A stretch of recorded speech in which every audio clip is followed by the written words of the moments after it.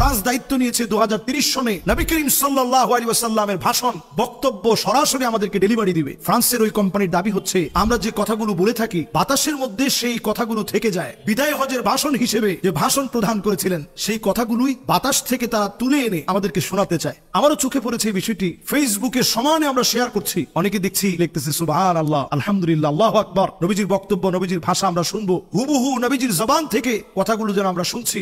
ফ্রান্সের মতো একটা দেশ, যে দেশ সবচেয়ে বেশি নবীজির ব্যঙ্গ করেছে, সারা পৃথিবীর মুসলিমদের হৃদয়ের ভিতরে রক্তক্ষরণ করিয়েছে, হঠাৎ করে তারা কেন স্বপ্রণোদিত হয়ে নবীজি সাল্লাল্লাহু আলাইহি সাল্লামের কণ্ঠ আমাদেরকে শোনাবেন? ফ্রান্সের ওই কোম্পানির দাবি হচ্ছে আমরা যে কথাগুলো বলে থাকি বাতাসের মধ্যে সেই কথাগুলো থেকে যায়। এই যে আমরা এখন কথা বলছি বাতাসের মধ্যে এই কথাগুলো সব থেকে যাবে, এগুলো মোছা যাবে না। আপনি যদি একদিন, দুদিন, 3 দিন, বছর, 100, 200, 300, 400, 500 বছর আগে এখানে কথাগুলো অ্যানালাইসিস করতে করতে নবীজি সাল্লাল্লাহু আলাইহি সাল্লাম 1 লক্ষ লোক নিয়ে কথা বলেছিলেন। এই 1 লক্ষ মানুষের সমাগমে যে কথাগুলো বলেছিলেন, হাজ্জাতুল ওয়াদা, বিদায় হজের ভাষণ হিসেবে যে ভাষণ প্রদান করেছিলেন, সেই কথাগুলোই বাতাস থেকে তারা তুলে এনে আমাদেরকে শোনাতে চায়। আপনারা সবাই যখন খুশি হচ্ছেন একটু চিন্তা করেন দাজ্জালের ফিতনাময় এই সমাজের ভিতরে কি পরিমাণ ফিতনা হিসেবে এই ফিতনাটা এখন আসবে। রাসূলের কথার ভিতরে নানা কথা তারা ঢুকিয়ে দিবে, রাসূলের কথা বলে চালিয়ে দেওয়ার চেষ্টা করবে।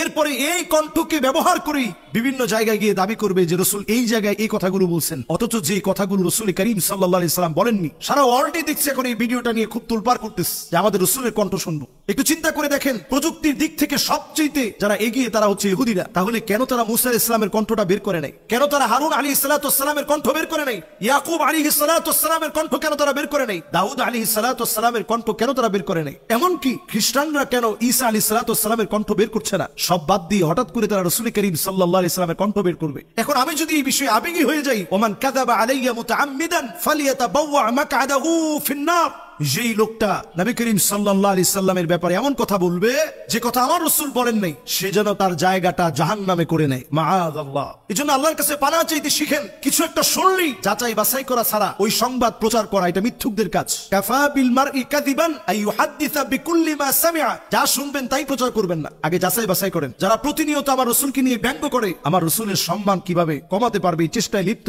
এই মানুষগুলো রাসূলের কণ্ঠ 2030 সনে সারা পৃথিবীর মানুষের সামনে রাসূলের কণ্ঠের ভাষণ, হুবহু ভাষণ তারা সাউন্ড আকারে গোটা পৃথিবীর মানুষের সামনে পেশ করবে। এরা বাণিজ্যিকভাবে ফায়দা নেওয়ার পাশাপাশি ওরিয়েন্টালিস্ট হওয়ার কারণে নানাভাবে মুসলমানদের ক্ষতি করবে, ইসলামের ক্ষতি করবে। এজন্য এখন থেকে আমাদের সজাগ সচেতন হতে হবে। কোনোভাবেই তাদের এই জাতীয় কর্মকাণ্ডের প্রচারক হওয়া যাবে না, বরং সচেতনতা বৃদ্ধি করে আজকের এই ভিডিও ছড়িয়ে দিয়ে আমাদেরকে সজাগ করতে হবে। কোনোভাবেই তারা মুসলমানদের বন্ধু হতে পারে না, তারা আমাদের পক্ষে কোনো কাজ করবে না। অমুসলিমরা নানাভাবে অনেক সময় আমাদেরকে অনেকভাবে ধোঁকা দেয়, কখনো কখনো নেক্সট স্রোতে ধোঁকা দেওয়ার চেষ্টা করে। নেক্সট স্রোতে যখন ধোঁকাটা দেয় তখন আমরা অনেক সময় ধোঁকা খেয়ে একেবারে বোকা বনে যাই।